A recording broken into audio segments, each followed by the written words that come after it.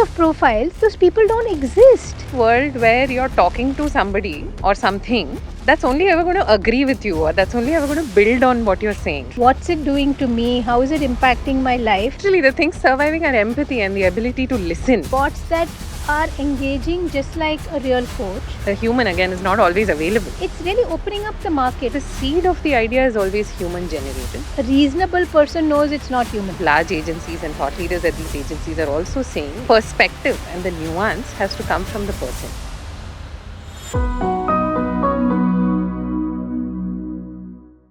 She's got 500,000 followers, puts out maybe 3-4 videos a day, tells you how to apply makeup, what beauty products to buy, what to shop, where to shop.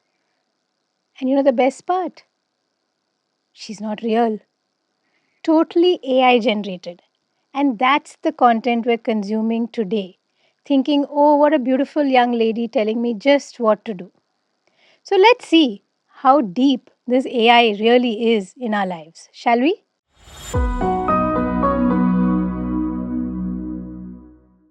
Welcome to Small Talk, Work, Play, Build.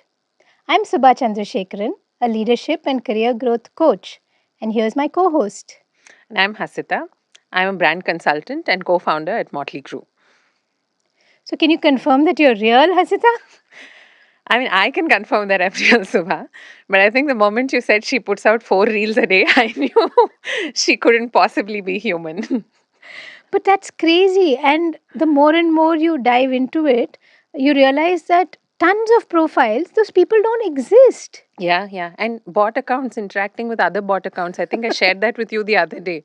I left my husband and kids to go marry a sheikh in Dubai, and here's how he expects me to live. I'm like, this doesn't seem like such a bad life. And then you realize that content is engineered to make you feel that way. It's not even real. It's crazy. And to think that we are also chasing that elusive, we need more engagement, we need more followers, and then feeling happy about it, but none of them are real. Yeah, no, I think it's interesting the way, not suddenly, but slowly, AI has crept into our lives, Yeah. touched so many dimensions, and it's not, the thing that we all keep worrying about, will AI take away our jobs? Will our work fundamentally change? And what was nuanced about this is that it's not just work, but if what I'm consuming as play changes and Yeah. it's not real anymore, then I'm now completely immersed. Yeah, it also kind of reminds me of this Gemini ad I saw the other day where the person is just interacting with Gemini audio on the smartphone. And first of all, it feels a little awkward. And I think they were going for that as well because no one talks to AI like a normal person. And neither does AI talk back like a normal person. But also, imagine a world where you're talking to somebody or something that's only ever going to agree with you, or that's only ever going to build on what you're saying. True. It's true. not going to disagree with you. It's not going to call out your crap, your bullshit. It's not going to do any of those things. It's just going to keep agreeing and keep adding incrementally to everything that you're saying. Kind of sounds like the daily ego boost I need. Now Just we say- see where the gulf of fragile masculinity might have come from. Yeah. But what's also really been unique about the last couple of weeks is that these AI stories have just been popping up everywhere, Yeah. right? People I meet, people I'm coaching, the common theme is, hey, how do I use this? What's it doing to me? How is it impacting my life? And maybe it's because of the general overall environment. There's so much of Musk and technology talk in the air Yeah. that people are paying more attention. But I had, an interesting experience at a client, and usually we go there for workshops, leadership development, or coaching engagements, and invariably there is an ask from HR that our folks, they're technical in nature or they do R&D, they don't write the best of emails, their communication could be better, they need to interact better with stakeholders, be more convincing, etc., blah blah.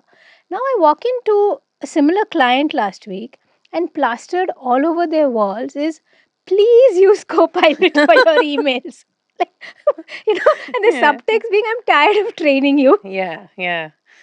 And it's so interesting you say that because the most recent World Economic Forum report on what are the jobs that are most likely to be replaced by AI, it's all the hard skills. Only the soft skills, like, literally the things surviving are empathy and the ability to listen. Huh. That's the, Correct, correct. context. And what's going out, I mean, I run an agency, and the first thing going out, by the way, is writing, Huh. followed by design, followed by media. Yeah. So this is no longer a situation where we can, just bury our heads in the sand and say, no, this is not real. This is not happening to me. Correct. I am somehow an exception, or rather a glorious exception to this rule, Very is no true. longer true. No, no, very true. I mean, look at, like, I can say that, oh, I'm a coach. There's so much of empathy, Yeah. and there's a not a touch element, but there's a very human element to the conversation, and I'm responding to what they say, etc. But even in coaching, in our own peer group, coaches have created bots, Wow. Okay. bots that are engaging just like a real coach, Yeah. and in a way, we are all ready to embrace it, because what it's doing is that it's really opening up the market, right? If today, like, I could probably coach 5 people in a week, Hmm. right? Hmm. Hmm. 5 or 10. But if there is a tool which helps me reach 1,000 people, Hmm. give them a flavor Hmm. Hmm. of, and I'm definitely at a lower cost, give them a flavor of what coaching could be like, and then maybe they reach a stage where they say, hey, now I want the real thing. Yeah. But actually, that brings up a couple of questions in my mind. One is, by virtue of its nature, I think coaching is more about listening Hmm. and being Hmm. able to, and therefore each coach is different, right? Because Correct. they are, one, paying Correct. attention, and two, bringing back from their own experience to sort of Yeah. contribute. Which I don't know how much AI would be able to sort of Correct. augment that. But the real question that I want to ask you, Subha, is, do you think people experiencing a bot before the actual coach, would they still take away a more authentic experience of what, something like this could look like? Would that really still be coaching? I think it's getting there. I Okay. think it would be stupid to say, hey, I could never be replaced. Because genuinely I can. And if see, you've experienced coaching, you've experienced therapy, Yeah. and you know what it should look and feel like, Mm-hmm. perhaps. If you don't, Fair. right? Yeah. And if this is your first experience, and your bigger worry typically is not so much what the other person is going to say, but am I in a safe space? Yeah. Will they tell somebody else? Even last week, I had a young woman who's asking for regular kind of skill building, Hmm. and she says, "But can you tell me that you won't tell anyone, Mm-hmm. especially in my previous Yeah. organization?" Yeah. Right, that I'm sharing this with you. Yeah. So if you feel that, hey, this is a bot, who could they tell? Maybe the whole world, which is a whole other, sort of Yeah, but I conversation to think, yeah, have. But maybe it gives people that little bit more, no, for sure. Yeah. sense of Yeah. safety. I have also personally interacted with, bots and tools designed Hmm. to kind of not so much replace therapy, but to augment, a therapeutic intervention, Hmm. because a human, again, is not always available, Correct, right? correct, And your crisis doesn't announce that it's going correct. to appear now. Yeah. And those interactions have actually been very positive. Hmm. So I see value in, interacting with something that is not exactly human, but Hmm. human designed, Yeah. and designed for a specific purpose. For sure, there's value. Of course, are there pitfalls? There are, Correct. which we'll, of course, cover in much, much greater detail later. But how else could we use AI in our daily life? And rather, is it already something that we're using and we're not realizing? That's true. No, you're right. Because I think maybe right now, when you say bot, right? And as you were talking, even I realized that when you say that there's a bot that you're engaging with, we're thinking of those little chat bots that pop up on a website, which are very basic, Yeah. right? They'll give you a fixed menu option, or no matter what you say, they'll respond with very standard answers. Mhm. But in the case of therapy, coaching, mental health, I think a lot of work has been done to make it really feel like you're interacting with another person, or at Mhm. least maybe designed by another human. Yeah. Yeah. That Fair. feeling. Coming to your point about how it is impacting our work, there was an interesting conversation I had where someone was telling me that, hey, this makes me feel like a fraud, Mhm. right? Like in your agency context, Mhm. Even if you, as the business owner, are telling your team, hey, if like use ChatGPT, Mm-hmm. right? Use Gemini, like give me a first cut Yeah. faster, or give me a first cut which you would probably come up with 3 options in an hour. This will give me 10 in 5 minutes, Yeah. right? And then let's work from there. Individuals are feeling that, but then am I not cheating? That's interesting. Yeah. Right? There's a value system question that's arising for some people. So I'll answer that from, I think, a creative perspective, which is where I think you most authentically feel like a fraud, right? Like, it's the one job in which you can always feel like the imposter over and over again, multiple times. So that's where you would, I mean, any rational human being would end up asking that question of, is what I've created still my work if I did it with. I think the question for me is, what did you do with this tool that was given to you, or is readily available in our case? um, and more I'm noticing that the seed of the idea is always human generated, which is what I think a lot of large agencies and thought leaders at these agencies are also saying, is that the perspective and the nuance has to come from the person, and the productivity and the scale can come from, AI. The risk of doing it the other way, in my mind, is that you end up with a lot of repetitive ideas. Just as an example, we have a brand story for a client that we work with, which we built before the days of ChatGPT, and it says reaching for the skies. Now, obviously, because we do use, GPT in our regular programming and framework, that data is out there today. I don't know if that is exactly how it happened, but the possibility that that's how it's happened is quite high, because in a recent expo, a very large player in the same industry put out this ad saying reaching for the skies together with brand name. So you begin to notice that the more you use AI for similar use cases over and over again, at least in my experience, you end up with similar results over and over again. Versus saying, but the seed of the idea is mine. I have gone out, I have understood certain things, I have understood the brief, and my insight is this. I think in marketing speak, we call it, data gathering, data intelligence, and then you crystallize that into insights. And from that point forward, you can always take it much ahead with a tool of this nature. That's been my experience. And then I guess you don't feel like that much of a fraud also, Correct. because you still did most of the thinking work. Yeah. No, and that's how our conversation also weird, that feeling like a fraud. Yes, there's an attack on your value system. Yeah. But think about, you're also there to do a certain job, right? How do you elevate that? How do you get better at that? And if this tool is helping you create time for that, like you said, if I'm able to give it better instructions, right? Today probably one of the highest paying jobs is this whole prompt engineering, Yeah, right? yeah. How to give better prompts. Yeah. If I understood that role, it's really to say, how do I use AI better? In some ways, yes. Yeah. Yeah. But again, not all of us can be prompt engineers, right? Yeah. But so, which is where I think some amount of also we have, spent a certain amount of time building certain skills, building certain attributes.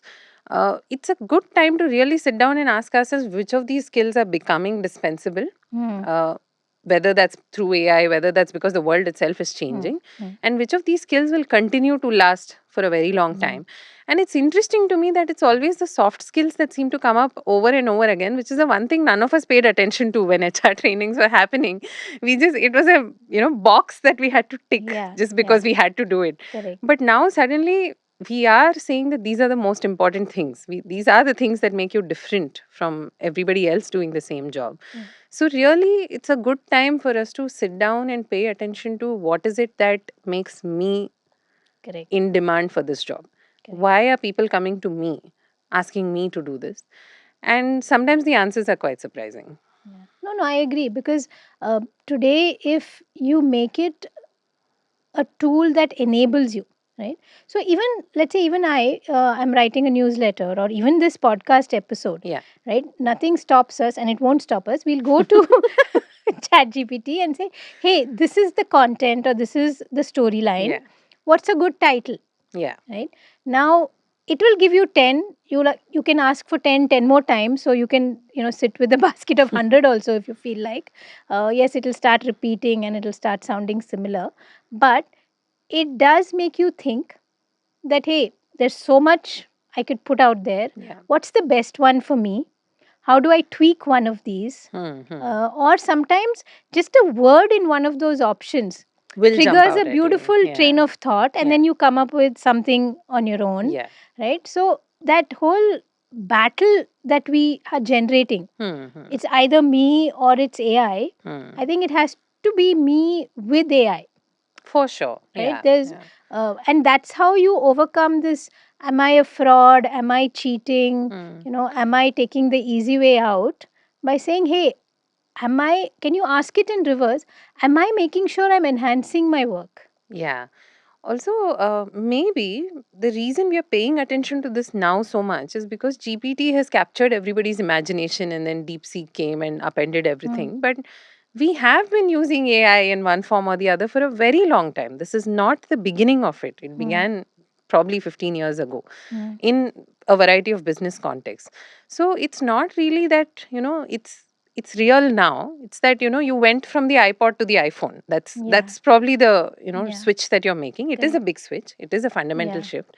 But in no way is it wrong.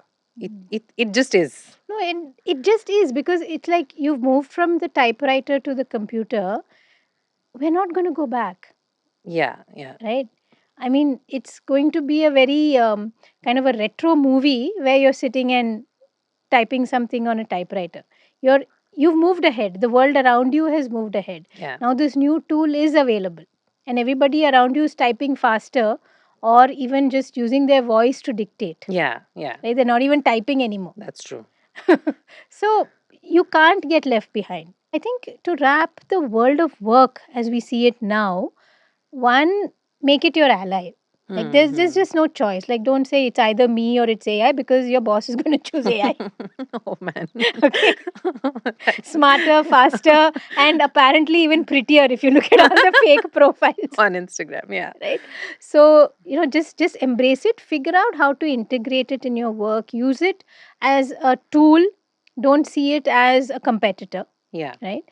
And remember also, or reflect on, what am I getting paid for? The conversation I had with this individual also was that, hey, if your organization, your boss, your peers are saying use a tool, it's because they're wanting you to use it for something that is easily doable, and you should be doing higher order work. Yeah, yeah. Correct. Yeah. And that expectation also is going to come very quickly, that, hey, now that we have Chat GPT, why are you writing that email for the last 2 hours? Finish it in 5 minutes and think strategy. Analyze this. Yeah. Do Yeah. this. Do that. Right? Talk to your people, whatever it may be. Yeah. Which is again, I think, a whole other conversation on how do you even empower people to make that mindset shift, which is probably one piece that I feel organizations are missing right now. Is yes, everyone is very excited about AI innovation within, of course, certain guardrails, but you still have people, and you're going to continue to have, some people. But what is it that you want them to do? And maybe there's a whole other conversation there on how do you even begin doing that higher order thinking. But even for an organization, another huge prerogative is data security. And it sounds like such a word to be thrown around, but just think about how much data is out there that Correct. belongs to us. And Correct. we were running this experiment the other day of how much information can one picture show, these tools about you, and they make you the perfect target for advertising certain products or certain lifestyles. Or by analyzing the image, Just you one mean. image, right? And just think about that in an organization's context, right? Like all their proprietary data is now interacting with a tool that is, I mean, it's in no man's land, right? It's sitting on a server somewhere in some part of the world.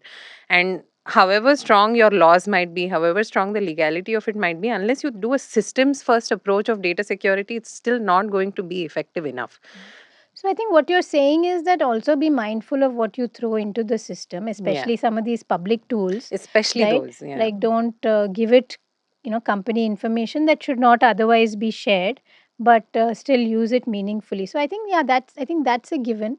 And I think the second part of this is, to take off from what you mentioned, that what are the skills really that are going to pay off? Yeah. And that's something that each of us have to keep thinking about, that what is it that I'm really good at? Why are people coming to me? Why do I make sense in this role?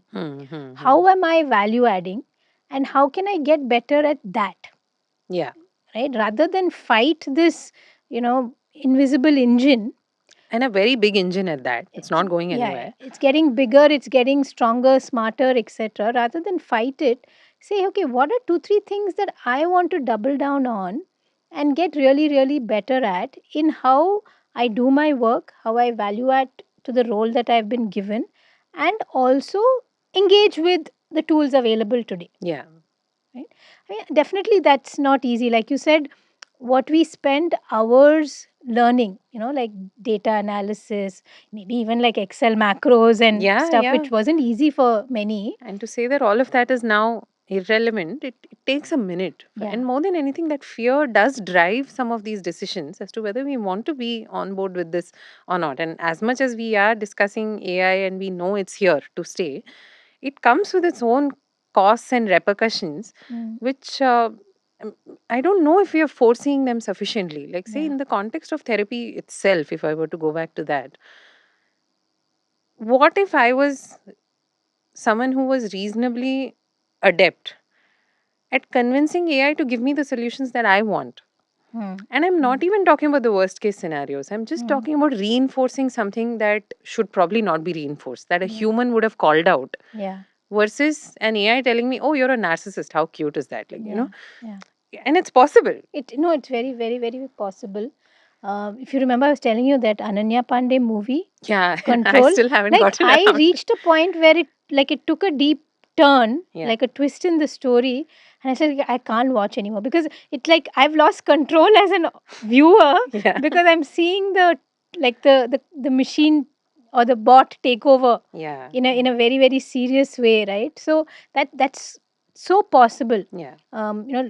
Like, now that we are talking about consequences, uh, in therapy or in mental health, there are many tragic stories out there already, Yeah. and this is at very probably simplistic level of the tool, where a reasonable person knows it's not human, Yeah. Yeah. right? Yeah. But interestingly, in this case, it was a child.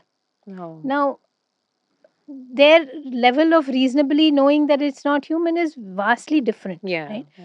So there's a 14-year-old boy, I think in Australia, who was interacting with one such bot, and in some way the conversation veered to things that somehow convinced this young little boy to take his own life, No. right? And so now the mom, Megan Garcia, is suing Character AI and even Google, I think, to say that, where were the guardrails? Right. That you had a bot that my son thought was a friend, or maybe another game player Yeah. along with him, that led him down this This path, path. Yeah. right? Yeah. So I think that definitely, no matter what age, and I don't know how we're going to put those guardrails in place. More and more so. And I mean, at least from when you hear the leaders of these, the proponents of these new systems talking, you don't hear these things. And I think that's what is most concerning. Are we really thinking about these things in any Yeah. significant way? Yeah. And we should. We absolutely should, and it's high time. Yeah. And also for me, this other thing is a little bit of that threshold of what is personally acceptable and what is not. And that, of course, is the whole aspect of climate change. And what is the impact of putting a more powerful tool, something that guzzles resources at way more capacity than anything that has come before it? To take a pause, I think many of us, and me included till a while back, don't know this aspect at all, right? So, where is this guzzling happening? Yeah, yeah. I mean, energy, we know the law of conservation of energy, right? It can neither be created nor destroyed. It can only be transferred from, and that applies to any finite resource for that matter. Land is a finite resource. Water in the entirety of the ecosystem is a finite resource.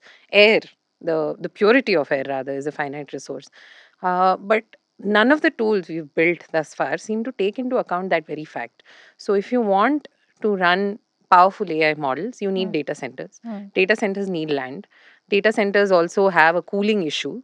They extremely high heat environments, and they have to be regulated, which is where the water aspect comes into the picture.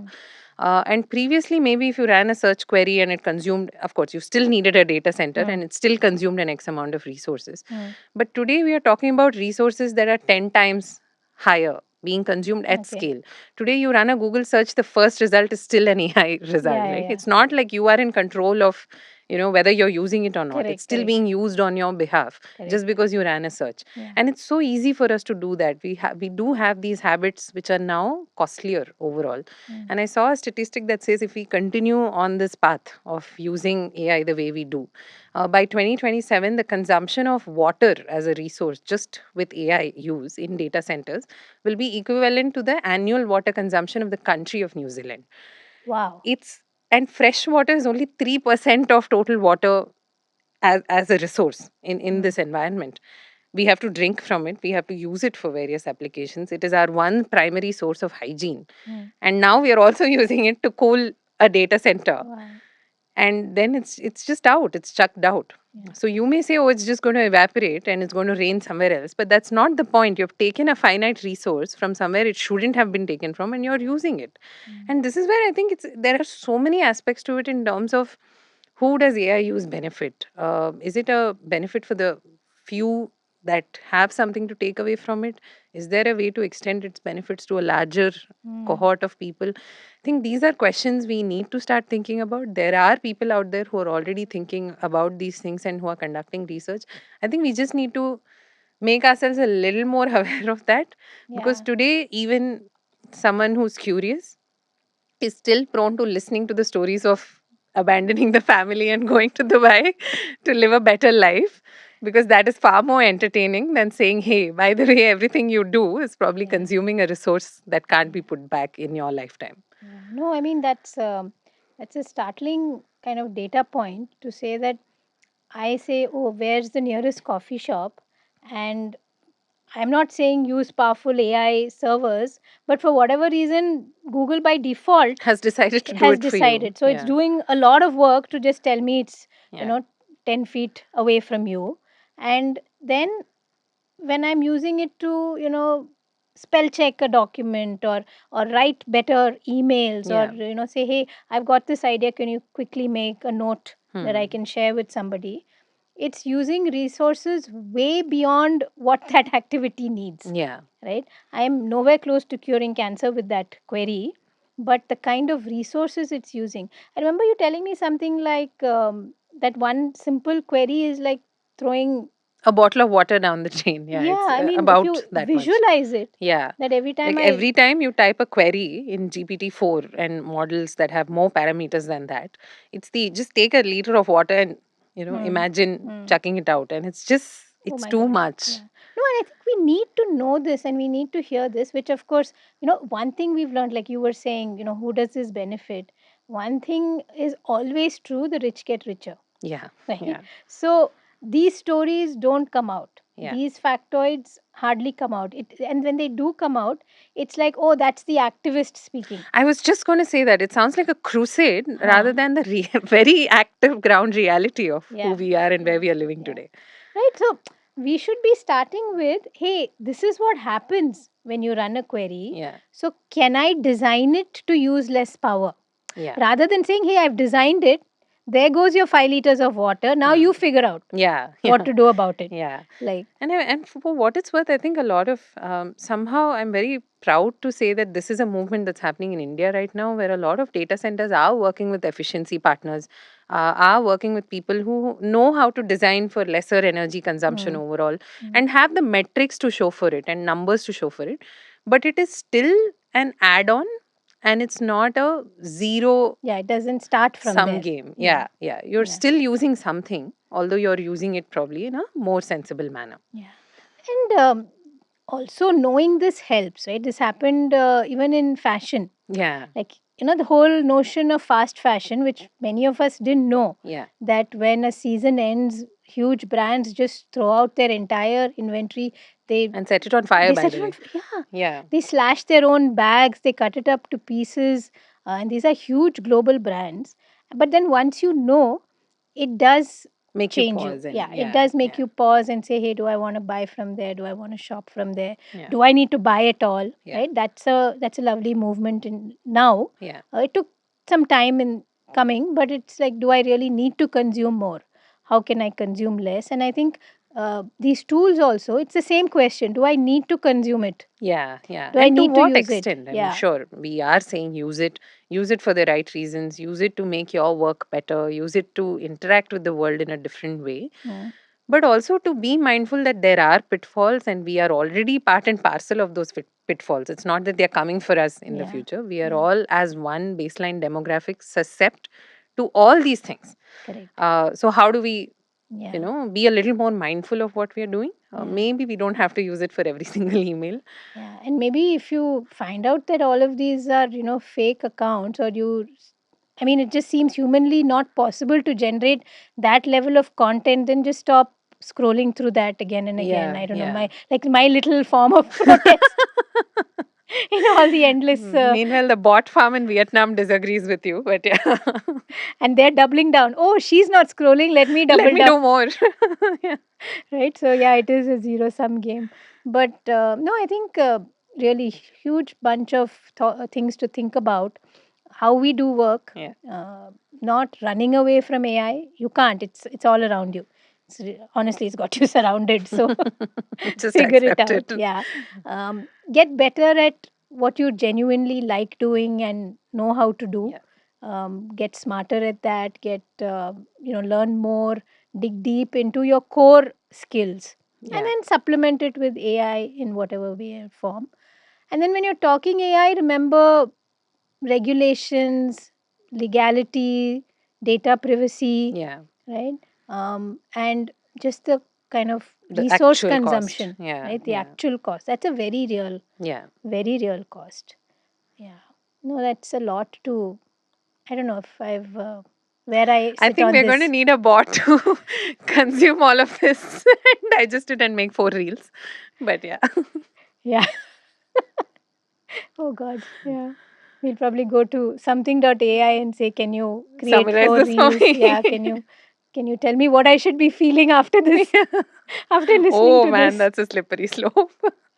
Yeah, but no, I think it's a good start on all things AI. Like in previous seasons, let's look to bring back a few guests and some new Yes, ones, yes. and the various nuances in AI. I Yeah, think that yeah. that'll be And in fact, interesting. even pose some of these questions, I think, in Yeah, terms of, hey, what are we really doing? yeah, I'm sure there are, lots of people who know much, much more correct, than we do correct. right now. Yeah. Yeah, sounds good.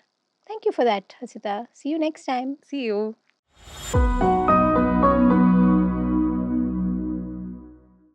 So this week I've got a listen recommendation. Now, this podcast per se is not going to flourish because I'm recommending it, because it's Trevor Noah's What Now. What I'd like you to listen to, and what I found interesting over the past several months, he first had Sam Altman, and that was at a time when he had just been removed as CEO of OpenAI and then kind of being brought back in. And so, Sam Altman's version of AI and where it's going in the world today and why it's so important to him. Then he had Tristan Harris, who is a tech ethicist that he calls himself and runs a center for humane technology.